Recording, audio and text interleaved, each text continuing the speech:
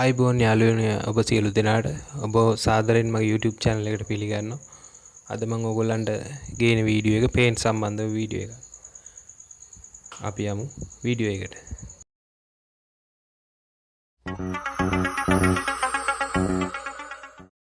අපි බලමු බෆර් එකයි පෙන්ඩර් එකයි කොහොමද තීන්ත ගහන මට්ටමට හදාගන්නේ කියලා.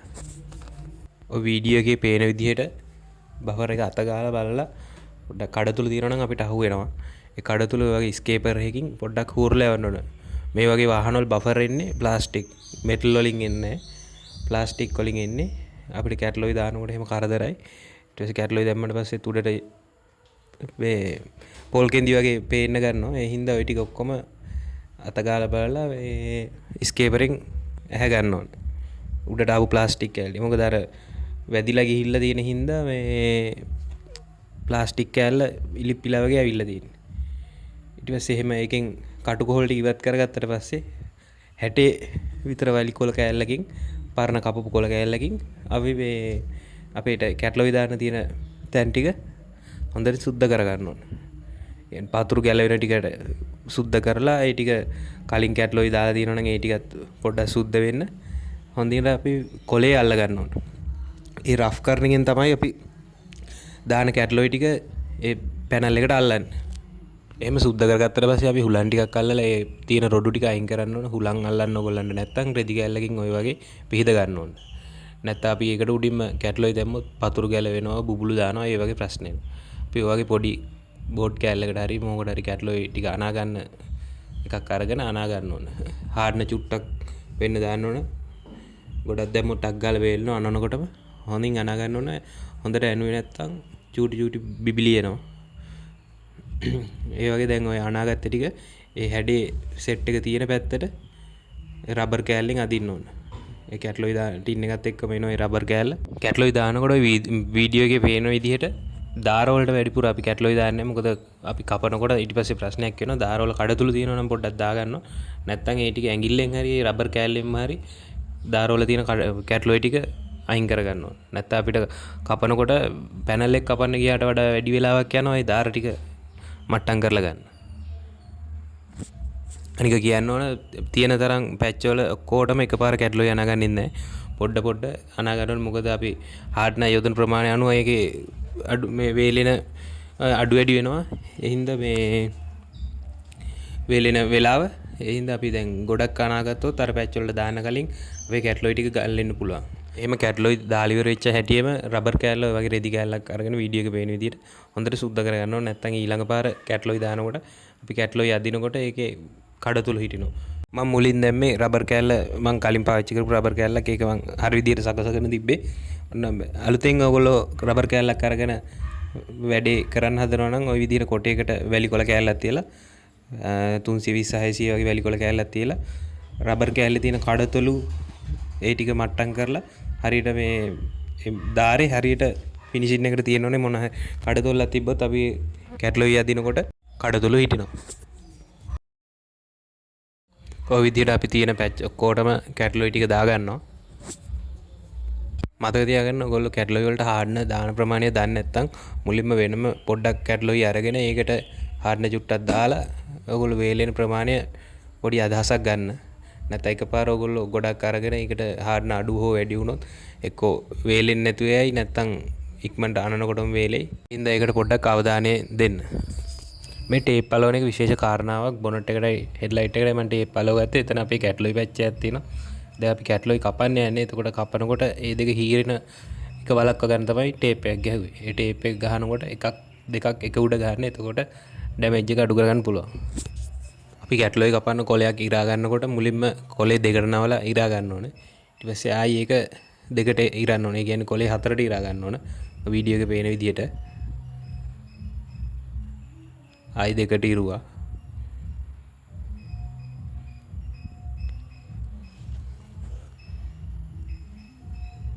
ඒ දෙකට ඉරුපු එක ආයි දෙකට ඉරා ගන්න ඕන.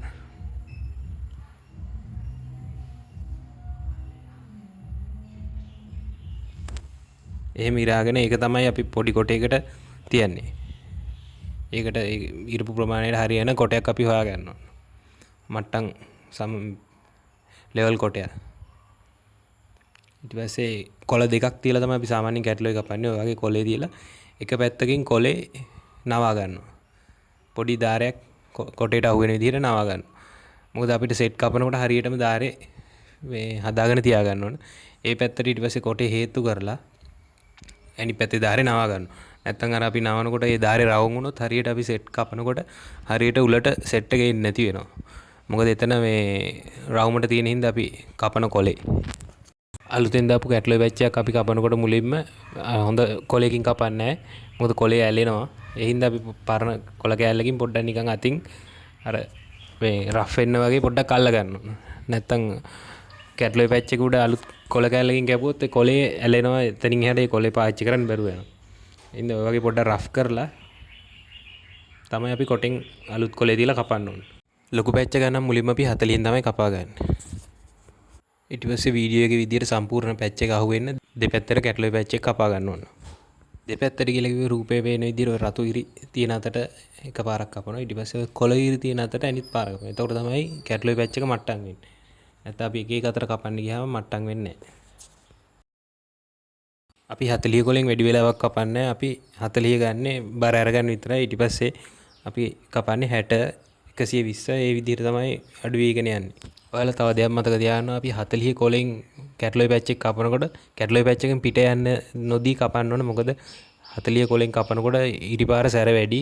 කැටලොයි පැච් එකෙන් පිට ගියොත් ඒක අපි පොටි දාලා මොනා කරලා ගැහුවත් තීන්ත ගහලා ටික දවසකින් පේන්ට් එකේ ඉරිපාරවල් පේන්න ගන්නවා. ඒක නැති වෙන්න අපි කැටලොයි පැච් එක විතරක් 40න් අල්ලන්න ඕන. අපි කැටලොයි පැච් එක මට්ටම් කරනකොට මුලින්ම බර ලොකු පැච් එක ගන්නම් බර අරගන්න 40න් අල්ලනවා. ඊට පස්සේ 60න් අල්ලනවා. ඊට පස්සේ 80න් අල්ලනවා අවශ්‍ය නම්. නැත්තම් 120 අල්ලලා ඊට පස්සේ 150න් අල්ලනවා. නැත්තම් 120 නැතුව 150න්ම විතරක් අල්ලන වෙලාවලුත් තියෙනවා. 150 අල්ලන්නේ කළු කොලෙකින්.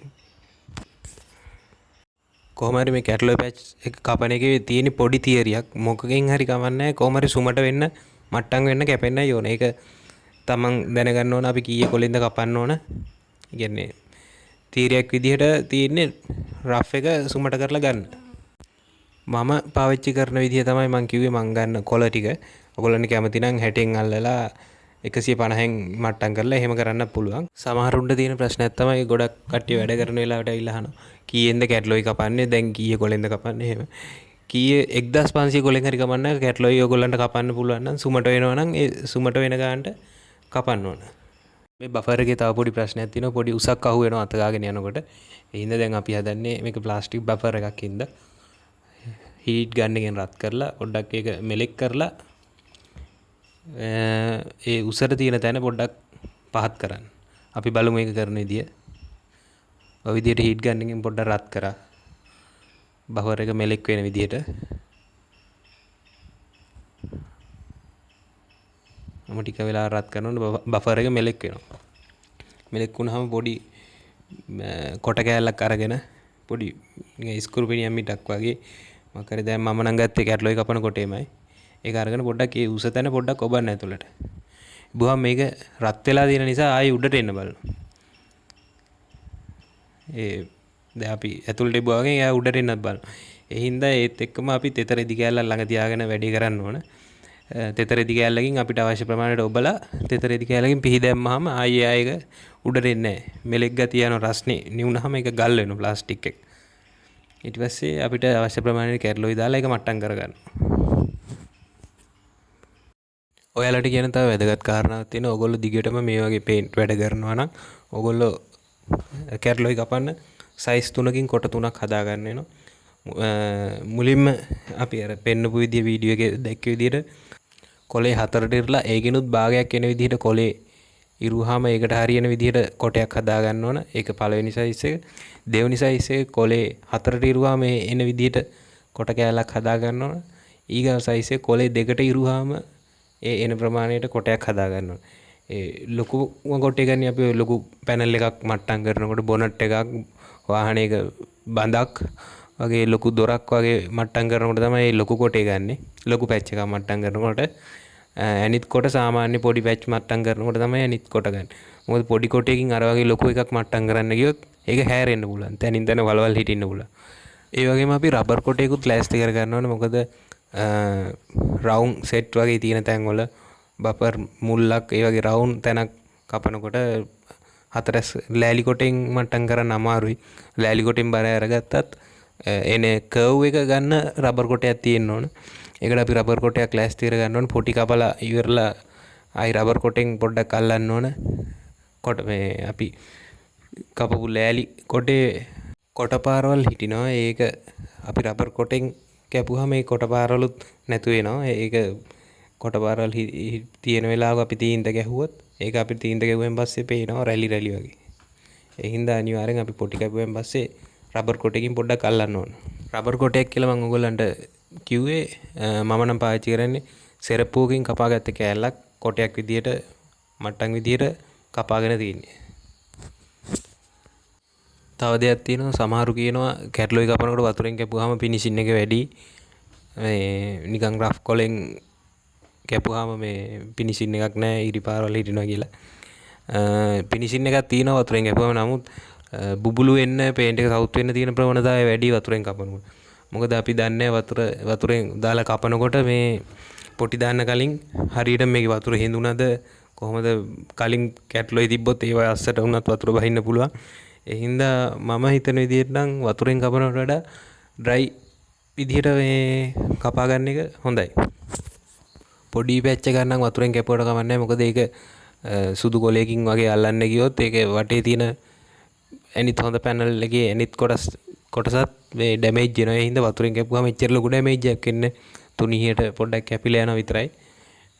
ඒ නිසා පොඩිම පැච් වතුරෙන් කැපුවට ප්‍රශ්නයක් වෙන්නේ නැහැ. මොකද ඒක උලන් ඇල්ලුවත් කැට්ලොයි එකේ වතුර ටික වාෂ්ප වෙලා යනවා.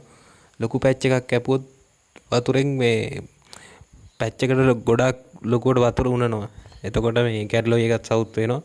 ඒ හින්දා ලොකු පැච් කපන්න යන්න එපා වතුරෙන්. ඔයගලන්ට වතුරෙන් කපන්න අවශ්‍ය නම් වතුරෙන් කැපුවට කවන්නේ කපලා හොඳට අවුවේ වේලෙන්න දෙන්න ඕන. මොකද ඒකේ තියෙන වතුර ටික වාෂ්ප වෙලා යන්න.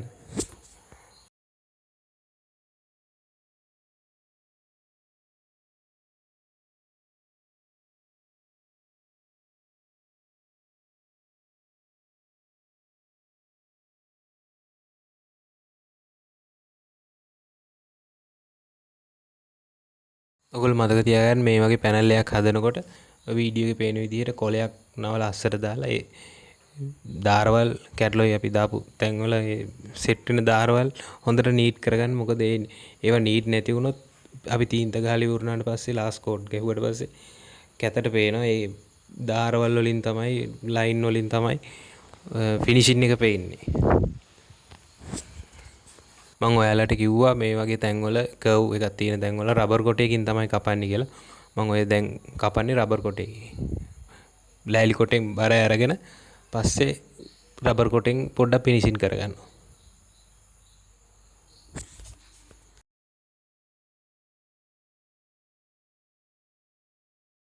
ඊට පස්සේ අපි කැට්ලොයි කපලා ඉවරනට පස්සේ හුලම් පාරක් අල්ලලා හොඳට පිරිසිදු කරගන්න ඕනේ තියෙන ඩස්ට් එක යන්න. ඊට පස්සේ අපි හදපු පැච් ටික විතරක් ඉතුරු වෙන අනිත් ටික කවර් කරගන්න ඕන. පෙන්ඩරේ හරහාට වගේ මං ටේප් එකක් ගහලා තියෙන්නේ. මොකද ඒකේ පැච් එකක් ගහන්නේ එතනින් එහාට පිලර් දැල්ලා ගියොත් මේ පැච් එකක් ගහ ගන්න අමාරු වෙනවා අපිට. පිලර් කියන්නේ පොඩ්ඩක් රෆ් එකක් හින්දා. තව දෙයක් කියන්න ඕන අපි කැට්ලොයි දාලා ඒකට උඩි කෙලින්ම පොටි දැම්මොත් පොටි අල්ලන හොරයි. ඒ හින්දා පොඩ්ඩක් තීන්ත හරි මොනවා හරි පිලර් හරි පොඩ්ඩක් ස්ප්‍රේ කරලා හරි තීන්ත ගන්න ඕන. පොඩ්ඩක් රෙදි කෑල්ලකින් හරි පොඩ්ඩක් පැච් එක උඩ අතුල්ලලා තමයි පොටි දාන්න ඕන. දැන් අපි මේකේ පැච් එක පොඩ්ඩක් ලොකුයි. ඒ හින්දා පිලර් පාරක් ගන්න එකෙන් ගහමු.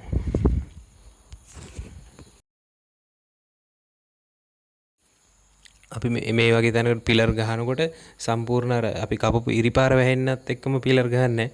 කැට්ලොයි පැච් එක විතරයි වැහෙන්න අපි පිලර් ගහන්නේ. අපි සම්පූර්ණ පැච් එකට පිලර් ගහලා පොටි දාලා ඊට පස්සේ ලාස්ට් කෝඩ් ගැව්වට පස්සේ ඔයගොල්ලෝ දැකලා ඇති සමහර වාහනවල තියෙනවා මේ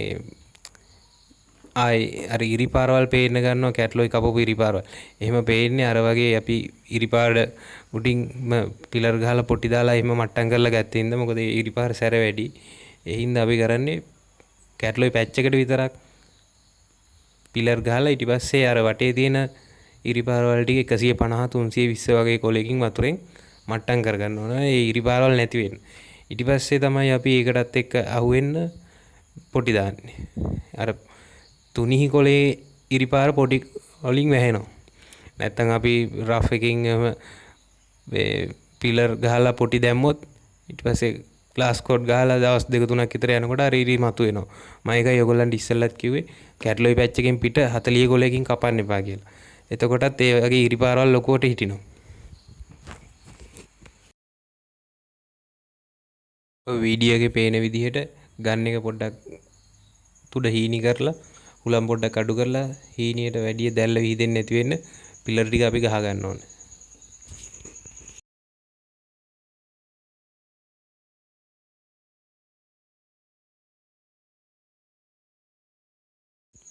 මම දැන් ওই පෙන්නුවේ ඉරිපාරවල් ටික පේනවද දන්නේ නැහැ ඔයගොල්ලන්ට.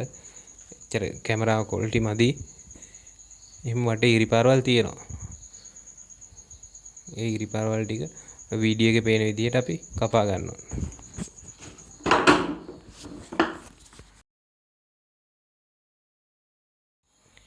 මේ වාහනේ තියෙන සිල්වර් පාට පේන්ට් එකක්.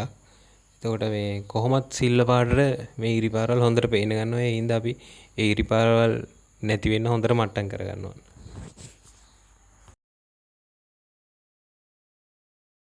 මට්ටම් කරලා ඉවරලා අපි රෙදි කෑල්ලකින් හොඳට වතුර උනන රෙදි කෑල්ලකින්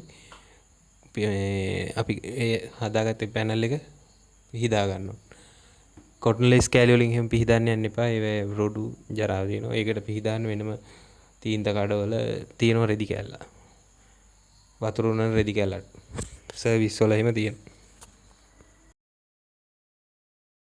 දැන් මේ පැනල් දෙක අපි වතුරෙන් කපාගත්ත හින්දා වතුර ගතිය තියෙන්න පුළුවන්. ඒ හින්දා අපි හුලං අල්ලලා පොඩ්ඩක් හීට් ගන් එකෙන් රත් කරගන්න ඕනේ. මොකද අපි තෙත පිටින් පොටි දැම්මොත් ඊට පස්සේ අර ඔයගොල්ලෝ දැකලා ඇති සමහර වාහන තියෙනවා මේ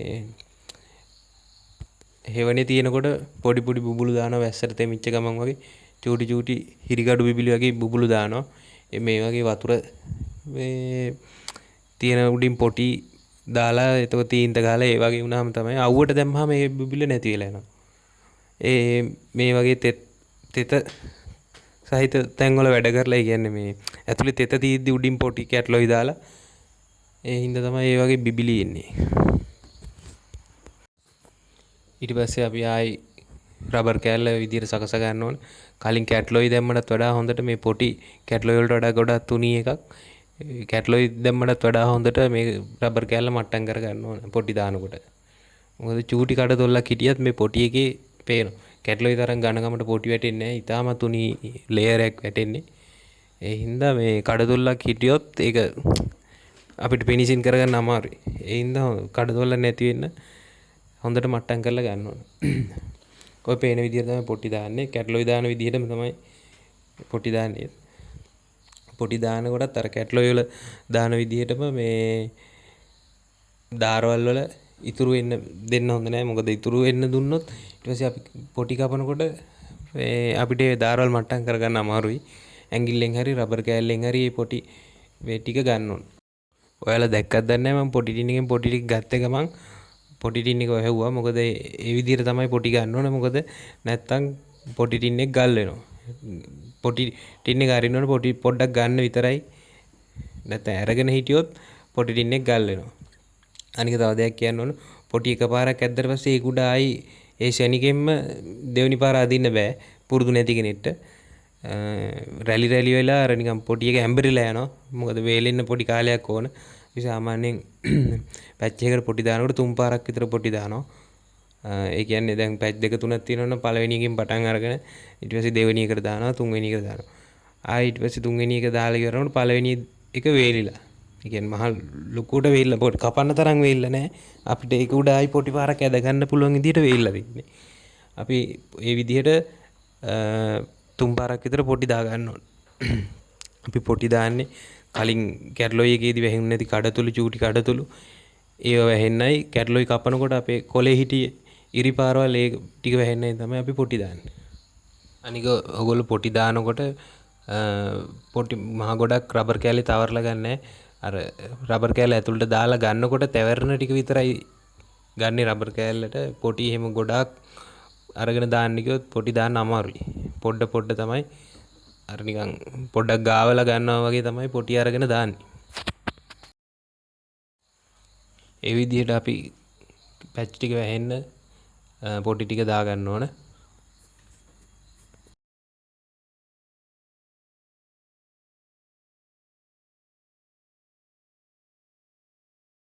මෙහෙම පොටි දානකොට මම දාන පොටි එක පොඩ්ඩක් දාන්න ලේසි. නැත්තම් තව තියෙනවා සනී එකේ පොටි එකක්. ඒක දාන්න පොඩ්ඩක් අමාරුයි කියන්නේ මේ ටක් ගාලා වේලෙනවා ඒක. ඒ හින්දා පොඩ්ඩක් අර රැලි වෙන්න බලනවා, ඇඹරෙන්න බලනවා. ඔයගොල්ලන්ට හදිසි වැඩක් නම් ටක් ගාලා කරගන්න ඕනේ කරනම් සනී පොටි එක දැම්මම ටක් ගාලා වෙලනවා. ඊටත් කලින් වේලෙන්න ඕන නම් තව කොම්බි කියලා පොටි එකක් තියෙනවා. ඒක දාලා අනිත් පැත්තට වගේ වෙනකොට ටක් ගාලා වේලෙනවා ඒක. හැබැයි ඒක මිලෙන් පොඩ්ඩක් වැඩි. ඔයගොල්ලෝ සාමාන්‍ය විදිහට භාවිත කරනවා නම් CIC පොටි එක හොඳයි. ඒක තමයි දැන් මම පාවිච්චි කරේ. ඒක අදින්නත් ලේසි. සාමාන්‍ය කාලයක් යනකොට ඒකත් වේලෙනවා. හරි යාළුවනේ, එහෙනම් අපි මෙතනින් මේ වීඩියෝ එක නවත්තමු. මෙතනින් එහාට මට රෙකෝඩ් කරන්න අවස්ථාවක් හම්බුන්නේ නැහැ. මෙතනින් එහාට ඔයගොල්ලන්ට දැන් තනියම කරගෙන යන්න පුළුවන්. දැන් අපි පොටි දාලා තියෙන්නේ. පොටි දැම්මෙන් පස්සේ පොටි වේලනහම 320න් පොටි ටික මට්ටම් කරගන්න ඕන. පොටි මට්ටම් කරලා ඉවරලා ඊට පස්සේ අපි හොඳට පීදලා අර වගේම හුලම් පාරක් අල්ලලා වේලෙන්න තියලා ඊට පස්සේ අපි පිලර් ගහ ගන්න ඕන. ෆිලර් ගහලා ඉවරලා ෆිලර් ටිකත් අපි මට්ටම් කරගන්න ඕන. මට්ටම් කරනවා කියන්නේ පිලර් මේ මට්ටම් කරන්නේ 600 කොලෙන්. අපි පිලර් ගහන්නේ පොටි එකේ කපනකොට දැන් අපි වැලි කොලෙන් 320න් පොටි කපනකොට ඒක ඊරි පාරක් හරි මොකක් හරි පොඩි කඩතොල්ලක් හිටියොත් හරි නැත්තම් අර එකම පාටක් නැති හින්දා ඒ කියන්නේ මේ යට කැටලොයි මතුවෙන්න පුළුවන්. ඒ වගේ එකම පාටක් නැති හින්දා අපි ඒක තීන්ත එකේ උඩින් ඇප්ලයි කරනකොට තීන්ත එකේ එක එක පාට එන්න පුළුවන්. යට පාට වෙන පාට. ඒ කියන්නේ හරියට අපි සිල් එකක් ගැහුවොත් ඒකේ එක තැනක කළු වෙන්න පුළුවන්, එක තැනක ලයිට් වෙන්න පුළුවන්. ඒ වගේ පිලර් එකක් ගැහුවට පස්සේ අපි ගහන තීන්ත එකේ පාට හරියටම පෙන්නනවා.